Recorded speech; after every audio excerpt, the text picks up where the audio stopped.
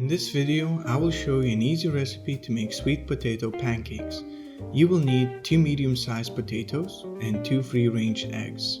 Peel your sweet potatoes, then finally grate them. Once you're done grating, get your eggs in a separate bowl and whisk them. Once whisked, add them to the same bowl as your sweet potatoes and mix them together. Then add some salt, black pepper, and hot paprika. Get your pan on a medium heat, add some oil, and get your pancakes cooking. I usually use a tablespoon to measure them out and then shape them.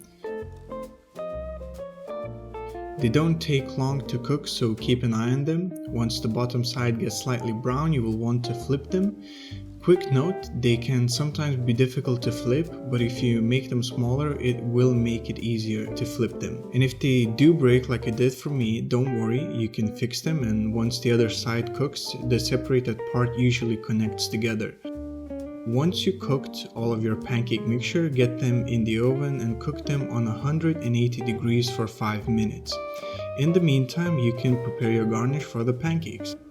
In this case, I'm using some cherry tomatoes sliced in half, and I'm going to place them so that the inside of the tomato faces the bottom of the pan. You only want to cook this side of the tomato until they get a little bit of color on them.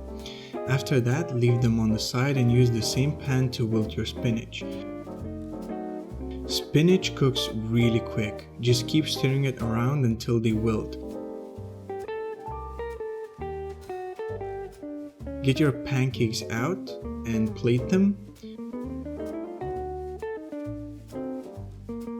Place your spinach around the pancakes.